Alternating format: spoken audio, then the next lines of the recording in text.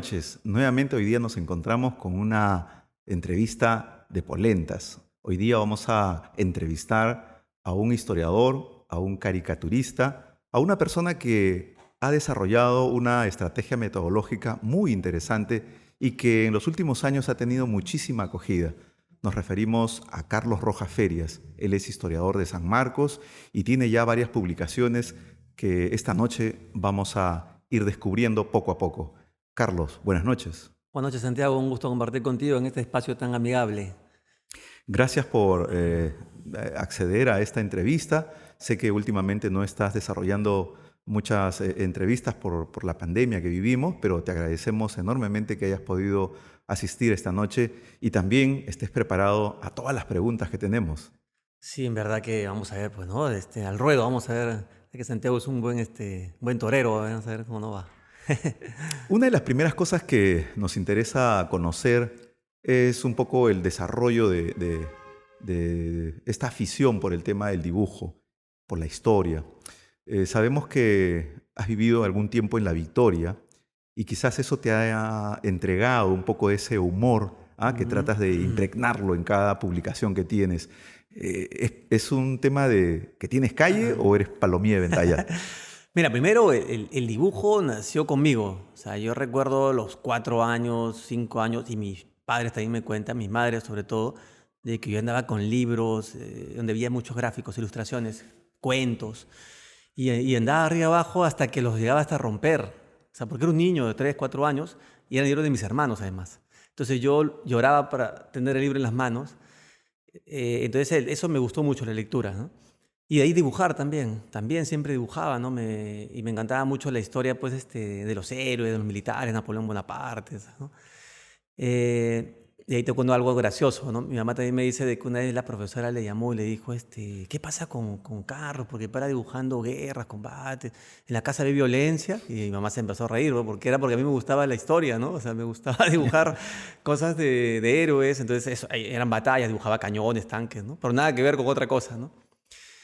Y el humor sí creo que desarrollo en mis libros sí tiene que ver con mis orígenes, ¿no? De haber nacido en un barrio popular, lleno de chispa criolla, de picardía. Entonces yo seguro que también he asimilado mucho eso de mis vecinos, de los victorianos que yo he visto, ¿no?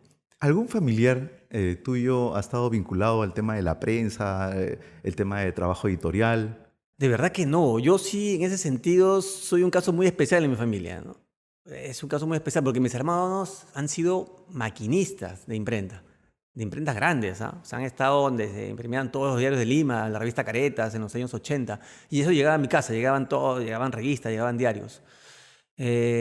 Por allí mi hermano también hacía caricaturas, pero digamos, se han dedicado a otras profesiones, sobre todo son técnicos, ¿no? Y yo soy el que me iba un poco por el lado de escribir, de dibujar, de la historia. Eh, y tampoco es algo bien interesante, porque en mi casa tampoco existía una biblioteca así como conocemos, ¿no? Porque mis hermanos eran chiquillos cuando yo era niño. Y yo lo que hacía era la biblioteca de mis amigos, lo recuerdo muy claro, ¿no? Visitar amigos y encontrar bibliotecas y ahí me quedaba y empezaba a leer los libros. Eso Ujú. también, siempre hay un amigo que tiene una biblioteca más grande en su casa, ¿no? ¿Y alguna vez te ha tentado la tentación de llevarte a un ejemplar que te haya gustado mucho? Santiago, sí, sí. Podemos cortar la cámara, no hay problema. Oye, y eso marcó mi carrera como historiador, creo, ¿ah? Porque yo le agradezco mucho. Es un amigo que toda la familia de ellos son grandes amigos de mi familia, y todos ellos son policías. No ha habido ningún escritor, nada así que ahora saqué más provecho al libro. Y era un libro de historia general del Perú, esos 3 tomos. Uno, yo me quedé con él, lo revisé y no pude regresarlo, ya, ¿no? Yo era un niño de 10 años. Y de ahí ese libro ya después lo he adquirido en una versión más nueva. ¿Y devolviste el ejemplar? Me imagino. Me lo regalaron después, ¿no? Cuando lo comenté. Pero mis amigos están felices con mis libros ahora, ¿no? Mi amigo es 2 años mayor que yo. Y la única vez que también me quedó con un libro que no era mío, pero fue tanta la pasión, porque era un libro de historia superior. Ahí estaban pues todas las historias de los presidentes, de las guerras, muy bien ilustrado, ¿no? Yo te preguntaba esto porque cuando uno revisa las noticias periodísticas, no solamente de aquí del Perú, sino del mundo, No encontramos, por ejemplo, que hayan asaltado una librería, ¿no? Bueno, a veces hay temas de hurtos, pérdidas en las bibliotecas, porque obviamente hay un tráfico de De archivos, patrimonio, ¿no? claro, De libros archivos antiguos. también. Pero en el imaginario, pues es difícil cuando uno hace una búsqueda de encontrar, asaltaron tal librería, ¿no? O tal biblioteca. O sea, creo que eso es un escenario casi impensado, ¿no? Claro, es otro tipo de bien, ¿no? Para nosotros, para ti también los libros son valiosos y eso yo lo veo ahora reflejado en mis hijos, ¿ah? Es una especie también de laboratorio que tengo en mi casa y mi hijo que va a cumplir 3 años, desde que se levanta agarra un libro de los míos, afortunadamente yo feliz, y empieza a leerlo, hojearlo, no sabe leer todavía, y está feliz ahí echado en el mueble con su libro, o sea, de una manera espontánea se le ha hecho el ambiente del afecto por el libro, en físico, ¿no? De tocarlo, de sentir ese gusto y eso afortunadamente lo han desarrollado mis 3 hijos, que son pequeños. Ellos sí, yo sé que sí sienten, aprecian el libro. Es más, en un cumpleaños piden sus libros de historietas, ¿ah? Sus cómics peruanos. Ellos ya saben qué personajes hay, que son nacidos acá. Editorial Tazor trabaja esos libros, ¿no? Donde hay personajes de Cusco, el ronzoco, que es un roedor de la selva también. Entonces, es darle valor, ¿no? a ese bien que es el libro, ¿no?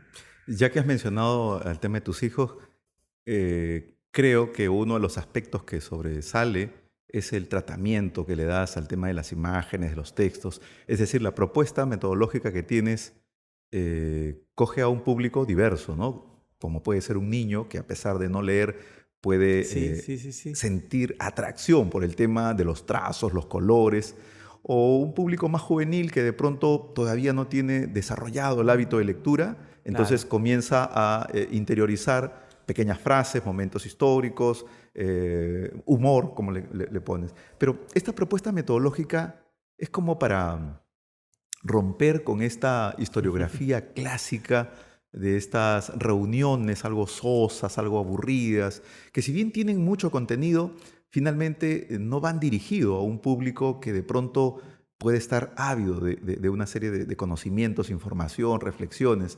¿Es esa justamente tu propuesta? ¿Es una contracorriente? ¿Es una respuesta casi intuitiva para poder tener una mayor diversidad de público? Hace poco Daniel Morán, nuestro colega de San Marcos, me dijo, y tú eres un rebelde, Carlos, me dijo, ¿no? O sea, por el acto de contar la historia de otra manera, ¿no? Digamos, mi propuesta nació espontáneamente, en verdad. Nace porque uno como autor lo que quiere es proponer algo y que lo lean. O sea, eso es lo que tenemos, lo que escribimos. O sea, fue algo natural, ¿no? Y de allí se ha ido formando una propuesta, ya con la opinión de historiadores, de escritores, de gente que ha ido observándolo, como Jorge Slava, por ejemplo, Dori Moromisato, este, Palo Macera, ¿no? Que han ido dándole un poco de orientación a mi propuesta y yo he ido asimilando y me he ido dando cuenta de que es una forma de transmitir mucha información, identidad también, amor por el Perú, amor por lo local. Y así, ¿no? Se ha ido dando de una manera espontánea. Y sí, todos los públicos lo reciben, afortunadamente. Los pequeñitos, como dices tú, es una manera de encontrar algo lúdico. Y en los más jóvenes es preguntar, porque este libro es como una especie de síntesis, pero te permite hacer muchas preguntas. Entonces acá tienes para que despertar la curiosidad del lector, ¿no? Todo libro en realidad debería hacer y provocar eso, ¿no? Pero ya que mencionas a estos grandes personajes de la historia, a Macera, a Valdemar, el mismo Juan Acevedo, ¿cómo hace un escritor para buscar que una de estas personas le haga un prólogo? Es algo arriesgado, ¿no? Cuando uno de pronto no tiene mucha familiaridad y de pronto el trabajo, cuando es entregado para que lo lean, puede tener pues algunas deficiencias como cualquier otro libro, pero tú te arriesgas a ir a este encuentro, que lo lean y que le hagan un prólogo y te atienes un poco a las consecuencias. ¿Cómo Sí, así sí, porque te tomas pueden contactos? decir, mira, estoy ocupado, ¿no? Yo lo que pienso como autor y editor que soy es que el trabajo que uno hace tiene que tener un comentario, buscar a alguien que lo comente, ¿no? Es como vas a hacer un disco de música que te escriba un gran músico que tú admiras. si vas a escribir de historia, busca a un historiador que tú admires y pregúntale qué le parece tu trabajo, ¿no? A mí me parece que es una buena carta de presentación, o sea, y le da mucho valor también a tu trabajo. Ahora, el acercamiento con estas personalidades se ha mandado de manera distinta, ¿no? En el caso de Pablo Macera fuiste tú, el que a través de ti el doctor Macera pudo ver mi trabajo, y yo a partir de eso pude conversar con él esporádicamente y él sabía quién era yo. Yo te agradezco mucho por eso, porque he tenido ese acercamiento con ese gran escritor que yo en verdad lo admiro, lo admiraba mucho. En el caso de Jorge Eslava, que es un escritor, por el lado del escritor, leyó mis libros y lo comentó en un periódico, en El Comercio. Y lo comentó tan bien, o sea, porque lo analizó, vio lo que era este tema del humor, que a veces se puede malentender, que es una falta de respeto a la historia, a la solemnidad. Él, en cambio, vio que se estaba desacralizando el relato, ¿no? Y encontraba que esta chispa que puede estar en el libro también se da en el siglo XVI o XVII, ¿no? O sea, las personas también sonreían, también no eran, digamos, acartonadas, ¿no? Los héroes también tienen familia, entonces ahí hubo ese acercamiento, digamos, por la prensa. Yo lo fui a buscar y hemos hecho hasta un tipo de amistad, ¿no? Hay un acercamiento, hay un aprecio. Él me ha invitado después a escribir en libros que él ha editado también. Yo ya en el plan ya de analizar una obra de Jorge Basadre, por ejemplo, ¿no? Él fue invitado. Igual Valdemar Espinosa, yo profesor mío también hace poco también, le escribí. Ahora, tampoco no es que me lance por lanzar, ¿no? Yo sé que, por ejemplo, en el caso del profesor Valdemar, él me adquirió el libro, lo adquirió, el de Manco Inca, el Inca y el Cabamba, ¿no? Entonces yo ya le he pedido un comentario ya sabiéndolo, él se acordaba, y en verdad esta quinta edición de Manco Inca sale con el comentario de él. Y también sale el último con el doctor, el maestro Manuel Chaprado, el músico. Él también escuché su música y mencionaba Manco Inca. Tiene una canción muy bonita. Y después lo conocí, por una cuestión familiar. Conocí a un familiar mío y conversamos. Y hablamos bastante de historia, ¿no? De Cáceres, de Manco Inca. Él también es un hombre andino, pero también valora a Miguel Grau. Tiene una canción muy bonita dedicada a Miguel Grau. Muy bonita. Entonces él me hizo un comentario también muy interesante, ¿no? Pero en esta búsqueda de estos autores para el prólogo, no haces una búsqueda premeditada, es decir, no tratas de encontrar a alguien que pueda hablar bien de tu trabajo, sino que No. te arriesgas a que le den una buena crítica. Exacto. Y si es que eso genera una contribución para mejorarla, pero es algo que no se ve normalmente dentro de estos grandes libros historiográficos que tenemos, porque claro, obviamente es un descrédito, entre comillas, de que alguien critique tu trabajo. Claro, no Y es que buscan a alguien normalmente que escriba bien y no te haga muchas críticas, ¿no? Pero eso es también una rebeldía de parte tuya, ¿no? De aventarte a la piscina y de buscar comentarios sinceros. Sí, yo también siempre lo digo de manera de broma, que mis libros lo mejor que tienen son los prólogos, ¿no? Porque busco gente tan valiosa, ¿no? Antonio Zapata, el historiador también, él hizo el comentario sobre el Taita Cáceres y me acompañó en la Feria del Libro y hizo una cátedra, pues, ¿no? Hizo una cátedra maravillosa, ¿no? Así, de dimensión universitaria en la Feria del Libro, pero lógicamente también explicándolo de una manera horizontal. Y él, claro, reconoce que mi trabajo, yo me he vuelto una suerte de especialista también ya de contar la historia a partir de personajes, ¿no? Históricos. Sí, hay un poco de eso, ¿no? Yo, las críticas bienvenidas sean, ¿no? Bienvenidas sean y sobre todo el valor agregado también que le da el libro, las palabras de estas personalidades. Pero para el público que nos escucha, de pronto se está imaginando a Carlos Rojas Feria solamente, pues no sé, en colegios o en algunas ferias. También hemos visto que has tenido una presentación en el Congreso de la República, con una charla muy interesante sobre Faustino Sánchez Carrión, junto a otro gran historiador como es el profesor Francisco Quirós, historiador de San Marcos. ¿Cómo recibió el público? ¿Cómo compaginó que uno le hable con imágenes y el otro con un discurso igual de académico, pero con un formato totalmente distinto? Sí, es un complemento finalmente, ¿eh? Es un complemento porque yo siempre lo digo, mis trabajos tienen un puente entre los investigadores y el público, ¿no? Mi trabajo está lleno de citas, hay una bibliografía que respalda, ¿no? Entonces, así investigadores que han trabajado temas así como tú has trabajado, los temas, lo que hago yo es un poco utilizar esas investigaciones y darles un orden cronológico, acompañarlos con imágenes, con caricaturas, un poco más lúdico. Entonces el público sí, ¿no? Sí, sí, lo recibe bien, lo recibe bien. En el caso si yo comparto la mesa con alguien que sea así de esa característica como un catedrático, lo que hacemos es hacer un complemento, ¿no? Ujú. Genial. Sabemos que eres autodidacta. ¿Autodidacta exactamente en qué? En el dibujo, Porque historia has estudiado y has claro, terminado y te has claro, graduado. En el dibujo, en el ¿nunca has llevado dibujo. ni un taller ni un acercamiento a Escuela de Bellas Artes o algún otro centro especializado Bueno, de diseño o gráfico o dibujo? me he acercado porque he pasado bastante por ahí, ¿no? Por el local de Bellas Artes. Has pasado varias veces por He ahí. entrado también. Yo empecé haciendo dibujos de carácter realista, o sea, hacía como una fotografía, yo empecé así haciendo dibujos, pero después me di cuenta que la caricatura, el dibujo sencillo, transmitía, y mis libros están llenos de ironía, ¿no? Pero como digo yo, siempre mi ironía va hacia reírse del cobarde, del corrupto, del traidor. Ahí es donde yo afío mi puntería, ¿no? No hacia el débil, ¿no? Porque el débil siempre ha sido, pues, magullado en la historia, ¿no? Entonces, lo que traté de buscar fue un estilo finalmente, ¿no? O sea, que alguien vea un dibujo y diga, este es Carlos Rojaferia, ¿no? Es un dibujo sencillo, no tengo pretensiones, digamos. Lo que más me interesa a mí es transmitir, ¿no? Que el dibujo esté con un color bonito, que sea un dibujo simpático, y sobre todo que el mensaje quede. Eso es lo que yo quiero, ¿no? ¿Y cómo podría definirse ese estilo ¿De dibujo o en todo? de dibujo?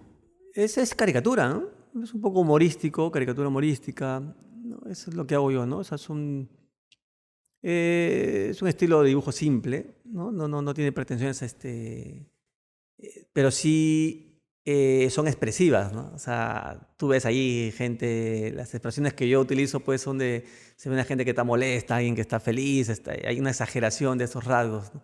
Los españoles pues llorando porque atacan los incas en el Cusco, se ve la expresión, o los chilenos sufriendo las andanzas de Cáceres y sus guerrillas. Entonces tú ves a los chilenos pues escapándose, este, sudándola, ¿no? Salen las gotas ahí de su cuerpo, de su cara, ¿no?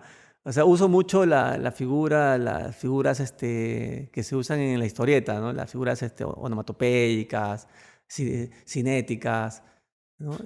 Bueno, es que en el caso de la historia de Perú hay tantos episodios que dan para llorar que creo que agregarle un poco de humor resulta casi Claro, necesario, ¿no? claro, hay dramas, pues, ¿no?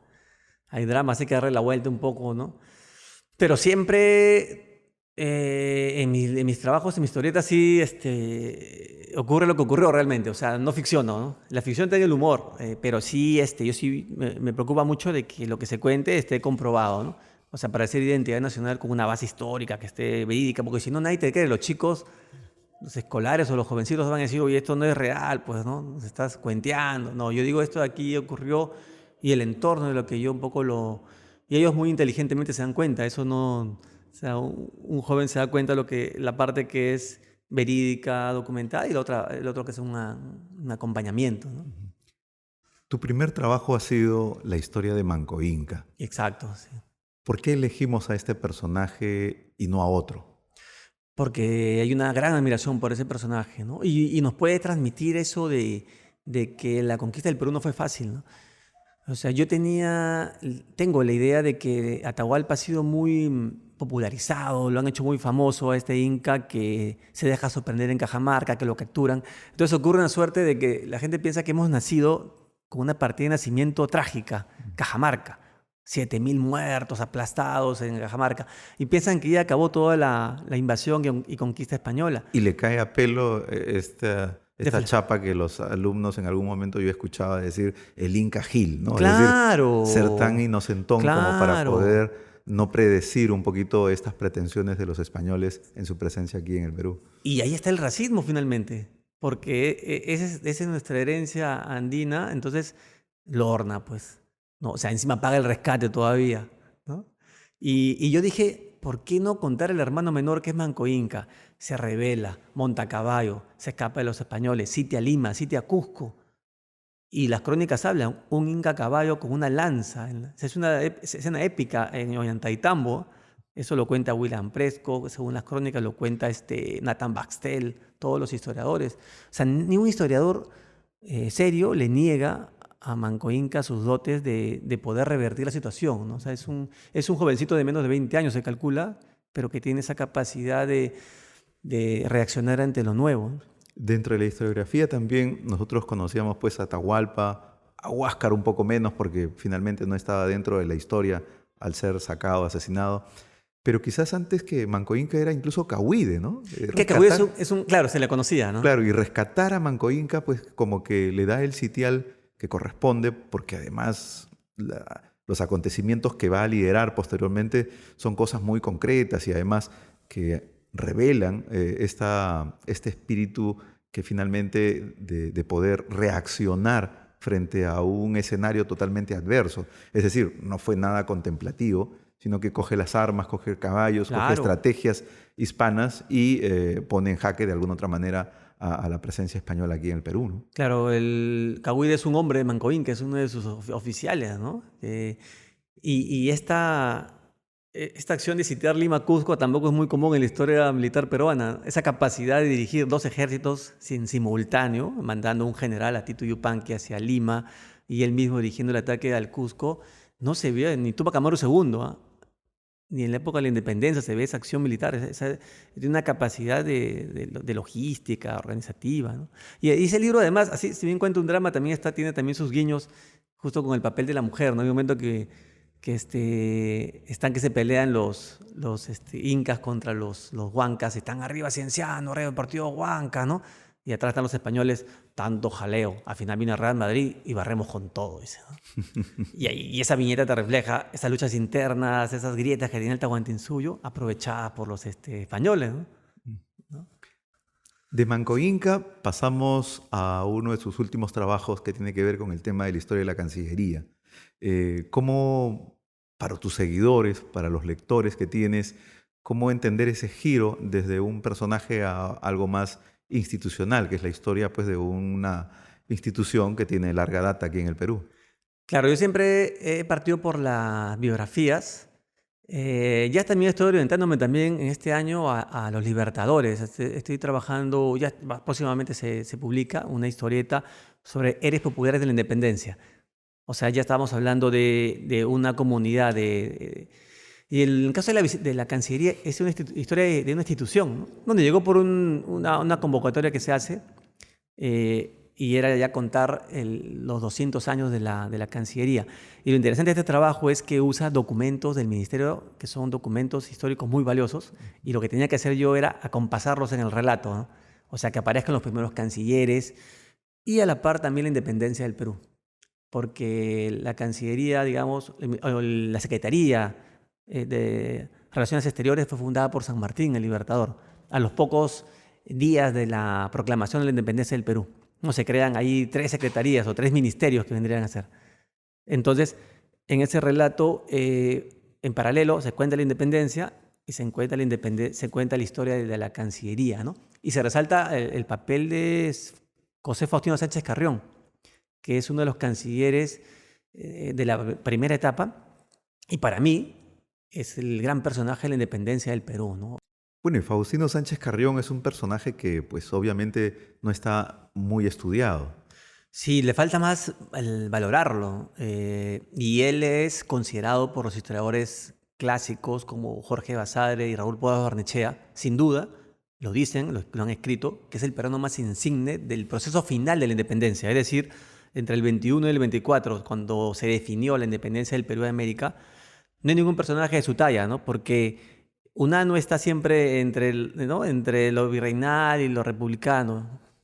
Ramón Castilla es muy joven, o sea, todos los futuros caudillos son, digamos, son mandos medios, pero Sánchez Carrión va a ser el escritor de la primera Constitución, va a ser uno de los primeros cancilleres y va a tener a cargo, en un momento va a ser ministro general de Simón Bolívar. O sea, él estaba a cargo de todo el Estado Libre y va a fundar escuelas, va a fundar la Universidad de Trujillo y también se va a encargar de toda la logística. O sea, a él se le debe de que el ejército libertador de más o menos 10.000 personas esté bien pertrechado. Es un hombre de acción y de no solamente el ideólogo que se ha querido un poco contar, ¿no? Que él está escribiendo, está hablando de la República. No, él monta a caballo y llega hasta Huamachuco, su tierra, con Simón Bolívar, va hasta Pasco, Junín, y mira lo curioso, ¿no? Él dice una frase en este interín, dice, he de morir trabajando. Y es verdad, tanto se maltrató su cuerpo que murió menos de 40 años. Y entonces, ¿cómo explicarnos que no haya sido cogido por la historiografía? ¿Cuál fue el pecado? Sí, es muy extraño, ¿no? Porque hemos preferido inflar a los libertadores foráneos, Simón Bolívar y San Martín, que si bien tienen un valor, han hecho algo muy importante, pero en el caso de Sánchez Carrión no hay discusión de su valor, ¿no? Mismo Simón Bolívar en una carta dice que no hay ningún peruano, él no encontró ningún peruano tan probo, tan patriota y tan eficiente como Sánchez Carrión. Lo dice en una carta. Es un documento, como tú sabes, una carta es algo pues interno, ¿no? O sea, no está hablando en un discurso que tiene que hablar bonito. Entonces Bolívar por eso que le escoge, porque era honrado, era eficiente, era patriota, tenía esos tres elementos. Un historiador, amigo nuestro, nos decía justamente, ahí está el pecado, me dice. El hecho de tener esta cercanía con Bolívar. Bolívar fue un personaje odiado por la Sí, pues, aristocracia. claro, exactamente. Y esto de alguna otra manera le generó esa sombra, ¿no? Le generó este desprecio por este momento en donde Bolívar, pues obviamente tenía una serie de pretensiones políticas que no había considerado dentro de su planificación el uso de la aristocracia para estos cargos públicos, ¿no? Y entonces esta reacción justamente es con ningunear no solo a Bolívar, y en este caso a Faustino Sánchez Carrión, sino a otros personajes que también han contribuido muchísimo, ¿no? Claro, y hay que tomar en cuenta que ese momento del 23, 24, te corrías peligro tu vida, ¿no? O sea, es el momento en el cual se tomó la acción de expulsar a los españoles militarmente. Y Sánchez Carrión dice una frase, ¿no? Acaba de correr sangre, ¿no? O sea, él lo mencionaba, se daba cuenta de que la única manera de sacarlos era con la guerra, ¿no? Claro. Pero a la par también escribía, era un hombre, un gran ideólogo, uno de los pensadores que lamentablemente el Perú perdió, ¿no? O sea, nacemos como república y ya un año está muy mayor, Sánchez Carrión, que era el otro, fallece el año 25. O sea, sí tenemos una mala suerte, se puede decir, ¿no? ¿Y esta reivindicación está dentro de tus planes historiográficos? ¿Estás Mira, pensando? ¿Ya has avanzado algo de él? hice un trabajo en 2015, a mí me convocó la Municipalidad de Huamachuco. Yo viajé para allá y cuando me convocaron yo quedé muy feliz porque al personaje lo quería mucho yo, le tengo mucha admiración. Entonces hice una historieta para allá y te cuento, Santiago, que fui muy feliz porque viajé y le pude transmitir a los niños de Huamachuco la biografía de él. Y en verdad yo me quedé muy encantado, ¿no? Porque todas estaban muy felices, hicieron algo de 2000 ejemplares, porque cada año se les daba, publicaban las obras de Sánchez Carrión, sus obras, y les daban unos bloques tremendos. Y me vieron a mí y vieron me dijeron, acá está todo, pero está más simpático. Y me trataron muy bien, ¿no? Las autoridades mismas también estuvieron muy contentas. Hubo muy buena aceptación. Yo viajé para la presentación y me quedaba pensando que cómo era, se hace un viaje de Trujillo a Huamachuco largo, no digo, en pocas horas, 4 o 5 horas, y en esa época era mula, en la época de Sánchez Carrión, qué terrible, ¿no? Se demoraban días para unos viajes, ¿no? Bueno, San Martín no dejaba de tener razón cuando analizaba la sociedad peruana en términos culturales, en términos educativos, sino también en términos geográficos y de comunicación, que era pues un espacio muy ingobernable, ¿no? Por la gran distancia, la difícil geografía, Claro. ¿no? Y estas complejidades que al interior del país se tienen. Cuando vemos tus trabajos, vemos pues a Manco Inca, vemos a Miguel Grau, vemos a Francisco Bolognesi, al mismo Garcilaso, pero todos son varones. ¿No hay dentro de tu trabajo algo que estás pensando para reivindicar el papel de la mujer dentro de la independencia o en algún momento histórico del Perú? Sí, ya me lo han preguntado también, yo también lo he reflexionado. Tuve un acercamiento hace años con este personaje que me encantó, de Clorinda Mato de Turner. Qué bueno, porque imagínate con este tema de discusión de género no vaya a ser que te hagan un cargamontón. Sí, no, ella era extraordinaria, el personaje, ¿no? Cusqueña. Claro, sí, claro, un poquito viendo ese tema de... Pero digamos, llega su momento, pues, ¿no? La mujer siempre está presente, ¿no? En el caso de contar la historia de Cáceres, tenemos a las Rabonas, su misma esposa, están la mujer ahí en la historieta de Cáceres, están presentes, ¿no? Están pero con... no como personaje principal. Claro, exactamente. Tengo, mira, y he tenido en la actualidad, el año pasado lo pensé ya trabajar como una selección de mujeres. Es más, ya bosquejé, estoy en una especie de recopilación de personajes que abarque todo, ¿no? Que abarque todas las actividades políticas, intelectuales, deportistas. No estarás eh, esperando luz verde, ¿no? no, no, no, no, sino que de ahí me salieron otras cosas, ¿no? Por motivos de trabajos. Lo he postergado un poco, pero sí, de todas maneras, me han dicho hasta que haga la historia de las mujeres en el Perú, ¿no? O sea, o por etapas. Sí, es algo pendiente, pero lo voy a hacer de todas maneras, porque hay muchas mujeres valiosas, ¿no? Hay en la independencia del Perú también. En este trabajo que te comenté que estoy haciendo de Libertadores, héroes populares de la independencia, también hay personajes que no son tan conocidos. Está, por ejemplo, Matías Rimachi.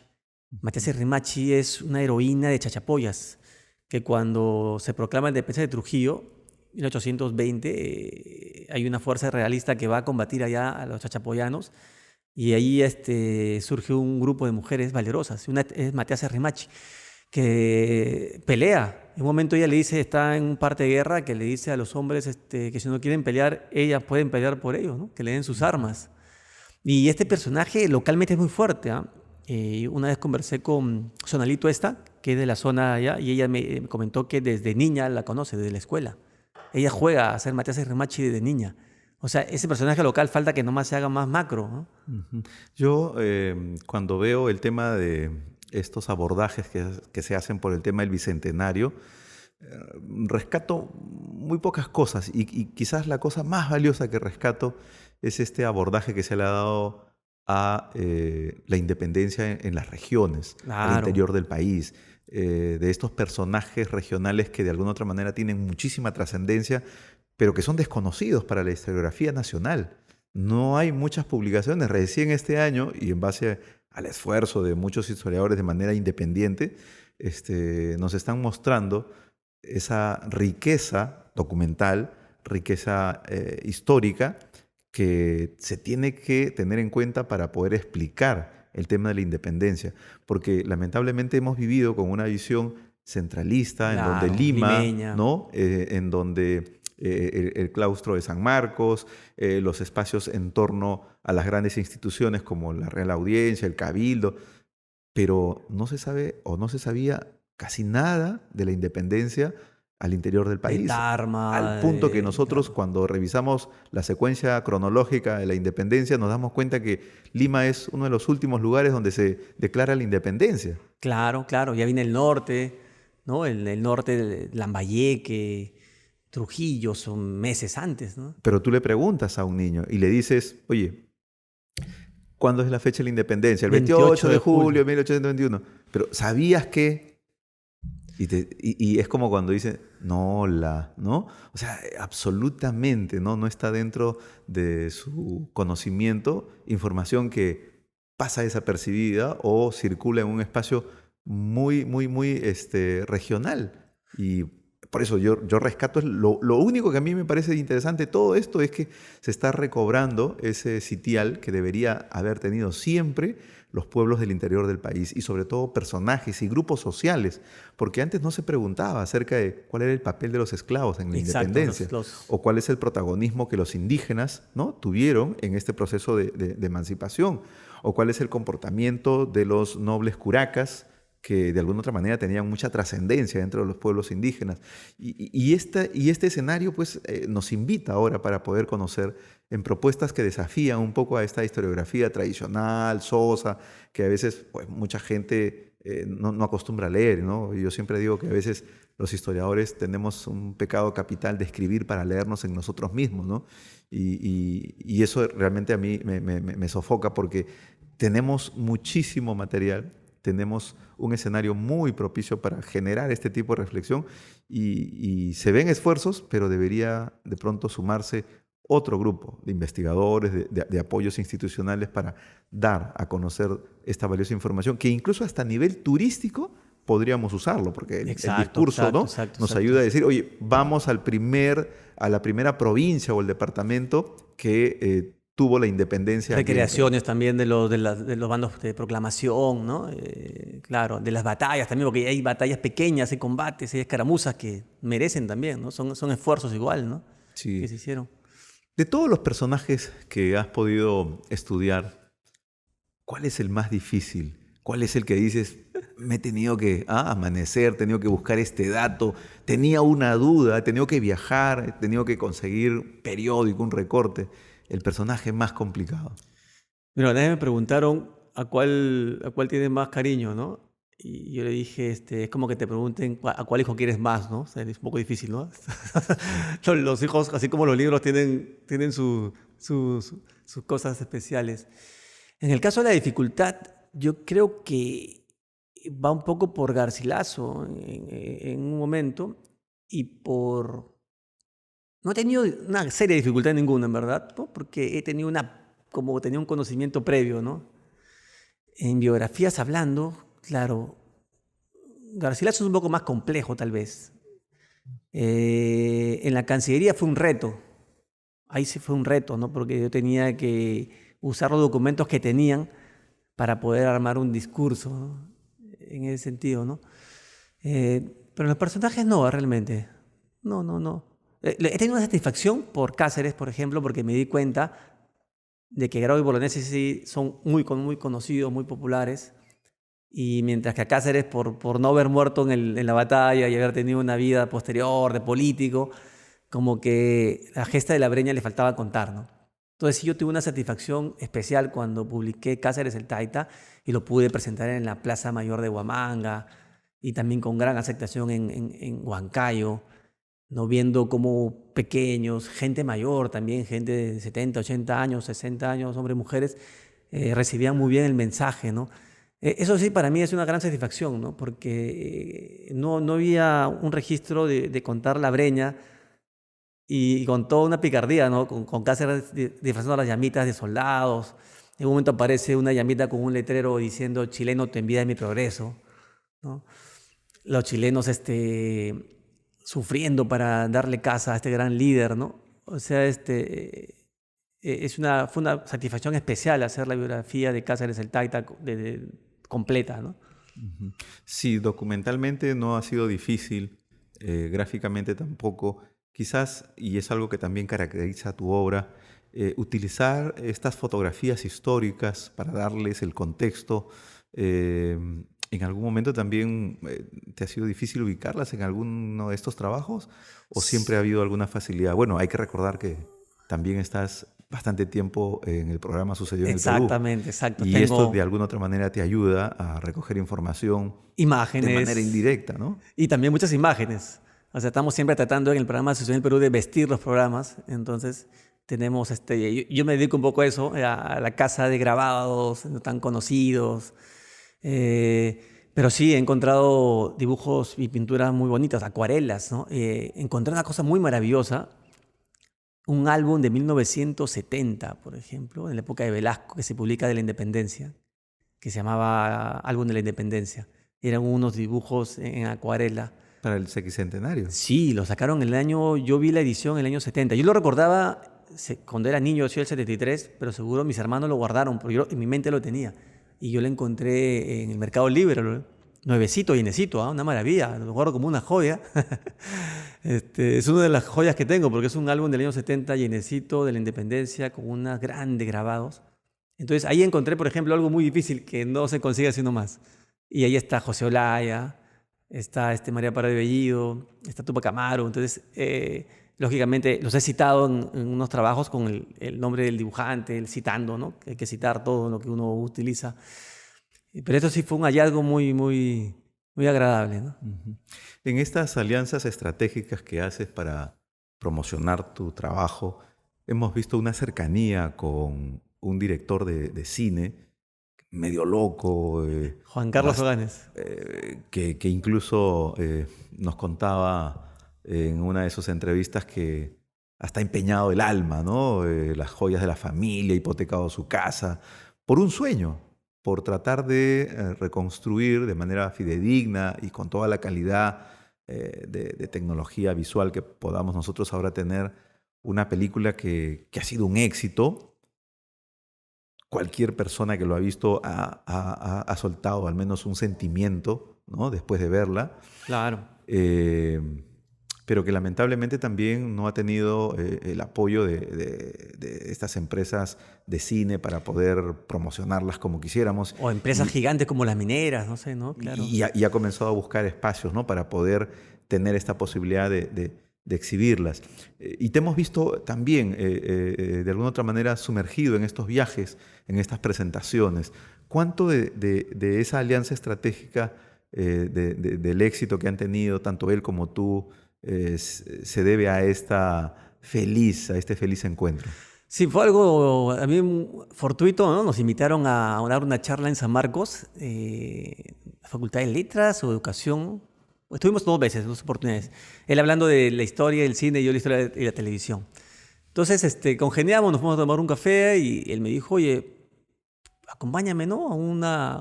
Cuando yo paso la película, tú puedes estar ahí con tus libros, porque veo que es Bolognesi y Grau. No tenían todavía Cáceres en ese momento, tenía Manco Inca. Y en verdad que fue espectacular, ¿no? Porque es un público, son familias, son personas que quieren conocer la historia, quieren que sus hijos conozcan la historia. Y yo con Juan Carlos hemos viajado, pues lo he acompañado a Arequipa, he estado en muchas ciudades del Perú, Trujillo, y me habré vendido, no sé, 2 tirajes, por lo menos de ejemplares. Yo le agradezco mucho a Juan Carlos, ¿no? Porque de una manera muy desprendida él me ha apoyado.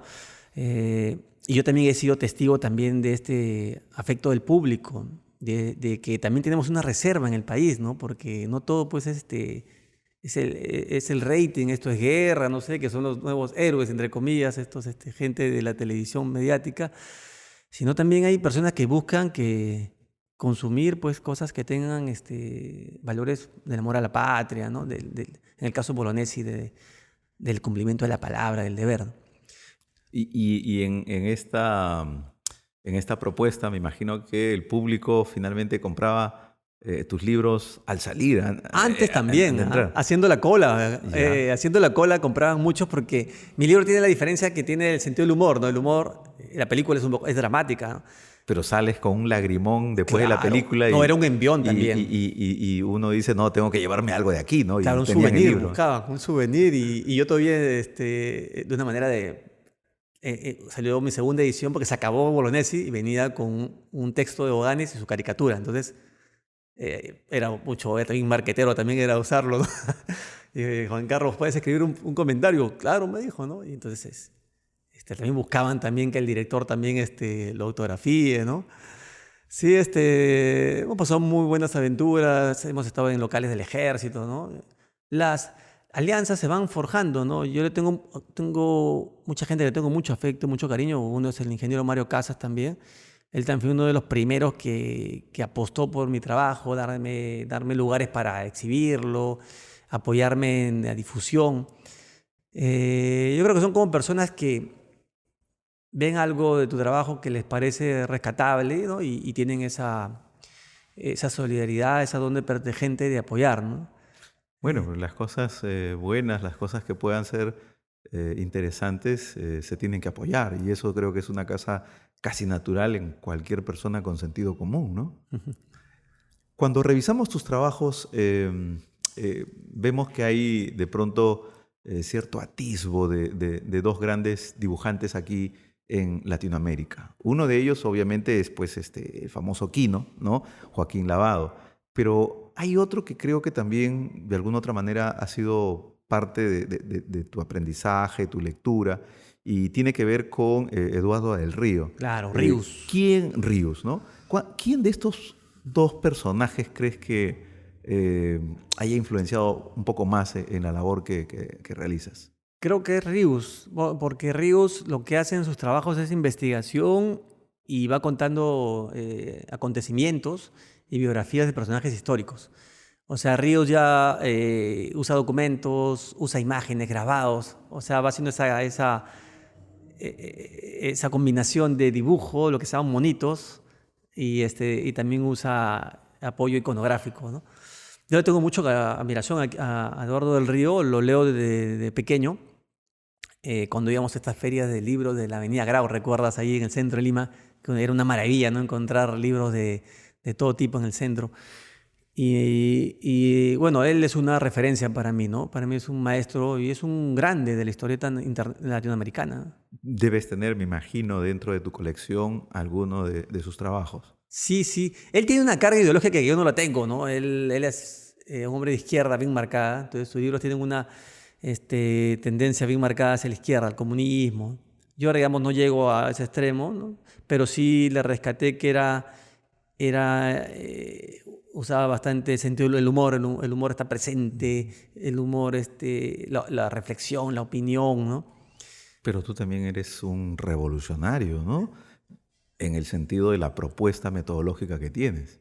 Claro, yo sí siento que he absorbido de eso. O sea, mis libros no son libros, digamos que, por lo mismo que yo soy autor-editor, he lanzado pues, una propuesta en la que yo doy punto de vista, al que le tiene que caer le cae, ¿no? Y afortunadamente se me han abierto puertas, ¿ah? Porque uno diría, ¿no? Cáceres, el Taita, hace poco ganó una licitación del Ministerio de Cultura.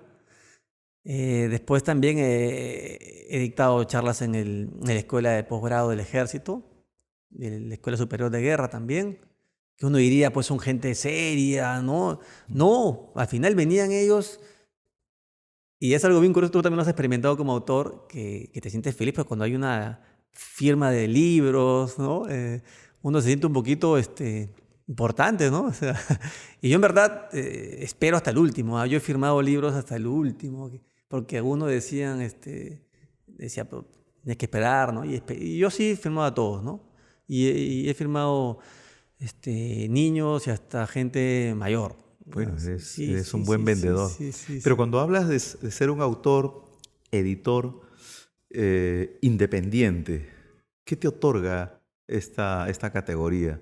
No trabajar con una editorial que de pronto pueda generar, ¿no? Un choque, un enfrentamiento entre estilos, propuestas de Sí, trabajo, atrasarte, ritmos, ¿no? ritmos. Independiente. Yo creo que lo primero es que tú mismo tienes que gestionar, ¿ah? Porque no es fácil también, ¿no? O sea, porque tú tienes que hacer un poco de todo. Tienes que primero investigar tú mismo, en el caso mío, después dibujar. Ya trabajo en equipo con alguien que colorea mis dibujos, que he encontrado, antes yo era como llanero solitario, ¿no? Pero ya cuando he ido avanzando ya tengo un amigo que diseña muy bien y también le da color a los dibujos y ha sido un plus, porque mis dibujos ahora mis libros son de papel cuché, a full color, ¿no? Una dupla ahí. Claro, porque tú puedes tener un buen producto Ujú, en el mundo del cómics, pero también tiene que verse bien, tiene que tener buena calidad para que puedas ujú. competir con libros que vengan cómics del extranjero. Entonces, mi libro no tiene nada que envidiarle. Algo así como Batman y Robin. ¿Tú eres Batman o Robin? ¿Cómo? No, sino que si tú vas con algo bueno, mira, pero te dicen, oye, pero el papel no es tan bueno, ¿no? El color, mira, entonces tú puedes también ponerle un precio también que también valga la pena, ¿no? Porque tiene que valer tu trabajo, ¿no? Entonces, ahí viene el asunto. Uno tiene que, yo como editor de mis propios libros, he ido avanzando y también tienes que después hacer otro proceso, que es la difusión, que una editorial sí te lo puede hacer, ¿no? Tiene conexos con las librerías, pero tú también lo puedes hacer. Yo también he ido a librerías, librería del Virrey, por ejemplo, en un momento, ellos me llamaron porque se enteraron que estaba por ahí y fui, me fue muy bien. Igual también buscando que la prensa conozca tu trabajo, porque si tú eres, entre comillas, te consideras que tienes algo bueno que mostrar, también tú tienes que tocar puertas para que la gente se entere de tu trabajo, ¿no? Si Ujú. hasta los genios han hecho eso, como Quino iba a los periódicos, primero lo rechazaban, después volvía, tú como simple mortal también tienes que hacerlo, ¿no? Entonces yo también tengo eso también de buscar la difusión y también el contacto con el público al vender. También me encanta mucho explicar mis libros, ¿no? Me divierto mucho respondiendo preguntas. Es un poco, no, yo no lo veo complicado, pero sí te da más trabajo, Pero también es, tú mismo eres un poco tu propio jefe, ¿no? O sea, literalmente te has ensuciado los zapatos, Sí, sí, y yo, donde me como buen inviten, sanmarquino.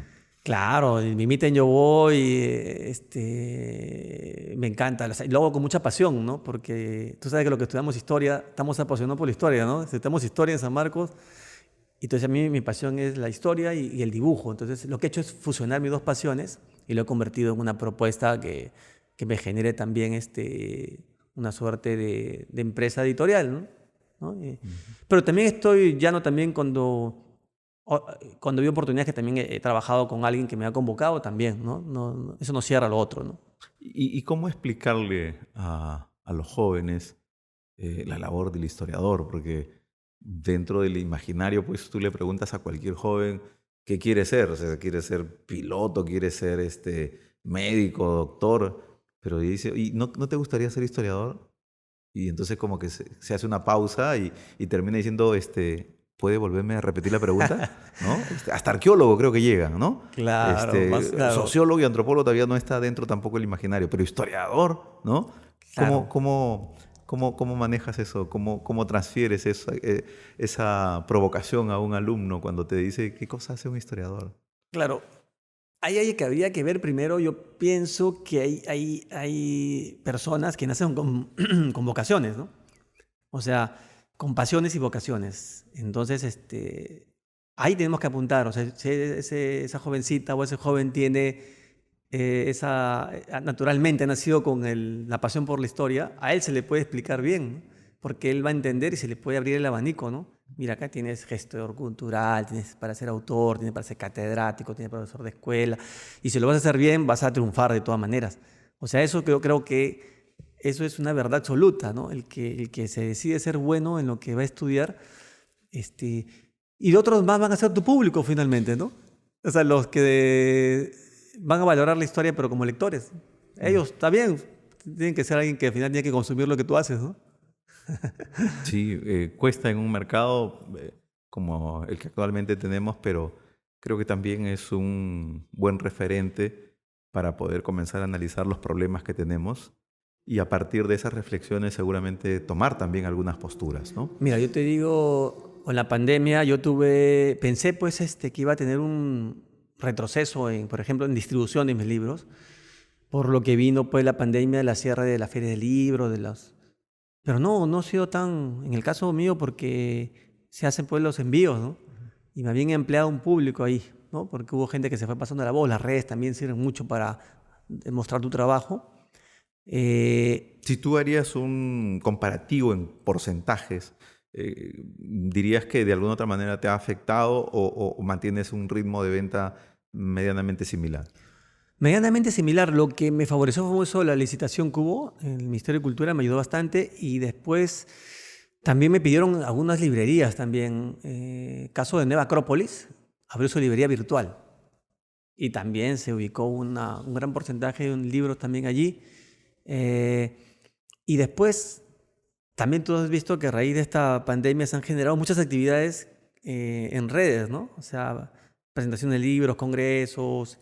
Entonces, eso también ha servido como para equilibrar, para equilibrar. Lógicamente, nada se va a comparar con lo bonito, puede estar en un auditorio, de conversar con las personas. Yo creo que es imposible de comparar con una cámara a través de una computadora, ¿no?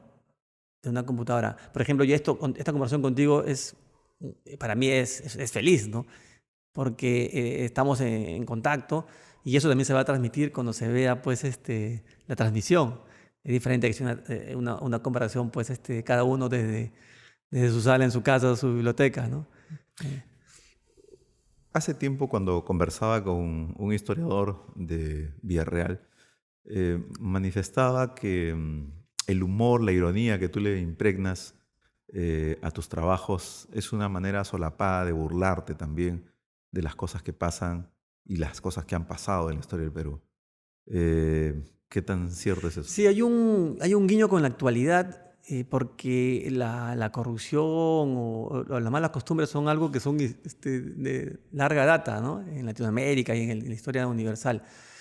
Entonces yo hago esos, estoy captando siempre las cosas que nos ocurren y eso se los voy pues achacando a estos personajes nefastos de la historia, ¿no? Como te dije, a los cobardes, corruptos, a los traidores, allí es donde yo enfilo la batería, ¿no? Eh, y dar una mirada crítica a través del humor, ¿no? El humor de verdad es un ejercicio de reflexión, ¿ah? Es un chispazo de inteligencia. O sea, el ser sobre la tierra que usa el humor es el ser humano nada más. Y cuando lo hizo fue porque llegó a un grado de inteligencia. O sea, eso lo dicen los investigadores, ¿no? El mismo Marco Aurelio de Negri decía eso también, ¿no? Y diferenciaba entre el humor y lo cómico, la comicidad, ¿no? O sea, entre el chiste burdo y el otro que es reflexivo, que es pensante. Lógicamente yo trato de llegar a un punto intermedio también, ¿no? Porque lo popular también es muy valioso, pero no caer digamos, en lo burdo, eso sí, nunca, ¿no? Nunca, nunca. Cuando he revisado tus trabajos, he notado que en casi ninguno de ellos repites los mismos chistes, las mismas Sí, bromas. Esto imagino que hay un tema de un trabajo, ¿no? Selectivo, sí. eh, pero también lo haces porque me imagino no quieres aburrir al público nuevamente, ¿no? Que puede Claro, ser seguidor tuyo y tiene parte de tu colección. lógico, lógico, lógico. Sí, eso es algo bien.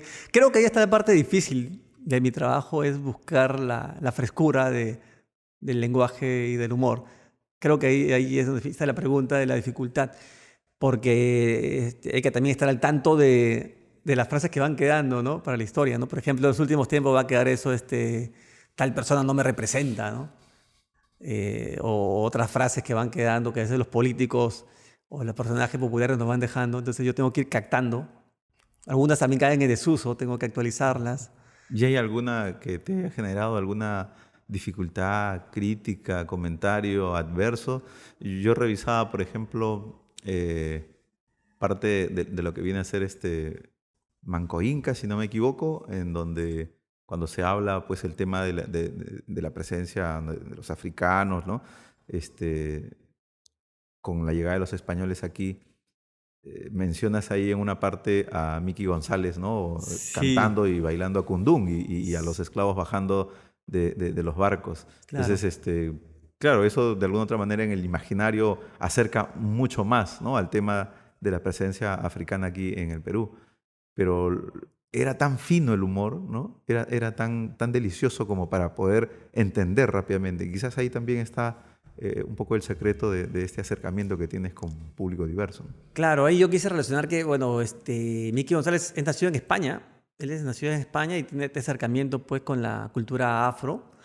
Se lo enseñé en una oportunidad a él, le exequié el libro porque lo entrevisté. Pero ya en esta última edición de Manco Inca ya no sale ese dibujo porque también se puede malinterpretar, ¿no? Porque Miki González es un músico con mucha sensibilidad social también, ¿no? Entonces ponerle en el lado de los españoles, por más simpático, yo dije, se puede también malinterpretar. Y ahora salen estos esclavos que son hispanizados, salen cantando una canción de Loco Mía, ¿no? Que Loco Mía, pues también, acá en el Perú al menos lo vinculamos con España, ¿no? Entonces salen... Muchos de tus trabajos, me imagino pues que tienen mucha intuición, ¿no?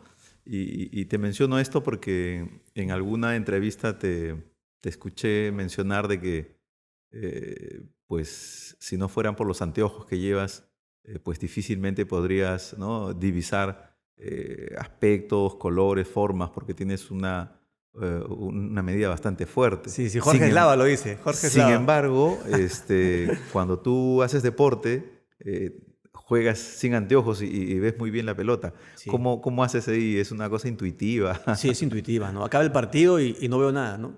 Eso me ha pasado toda mi infancia. Yo he jugado pelota desde pequeño en la Victoria y no, nunca usé lentes, ¿no? Pero yo sí usaba lentes en el colegio para mirar la pizarra, ¿no?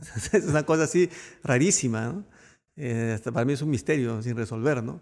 Ahora que ya estamos, pues, más de los 40, sí es más complicado ya, ¿no? Poder mirar como cuando era niño, ¿no? No sé si eso ha servido para que yo tenga una visión diferente. Jorge Slava plantea esa teoría, ¿no? En uno de los prólogos bien simpáticos. Jorge Slava también él también siempre ha sido ha sido rebelde también, ¿no? En su forma de escribir, hasta de vestir también, ¿no? Con esta última pregunta, vamos agradeciendo, Carlos, tu presencia. Realmente esperemos que los que nos escuchan tengan esta oportunidad de poder conocer al autor detrás de estos grandes trabajos que muchos de nosotros ya hemos leído y disfrutado. Y esperemos tenerte en una nueva oportunidad y desearte Claro. todos los éxitos en todos estos trabajos que están por venir. Y no te olvides de escribir alguno de tus trabajos de la presencia de la mujer De aquí toda en mujer, Perú. de toda mujer, de todas maneras. Muchísimas gracias. Muchas gracias Gracias, a muchas todos los que nos gracias. escuchan y nos encontramos en una nueva entrega. Hasta pronto.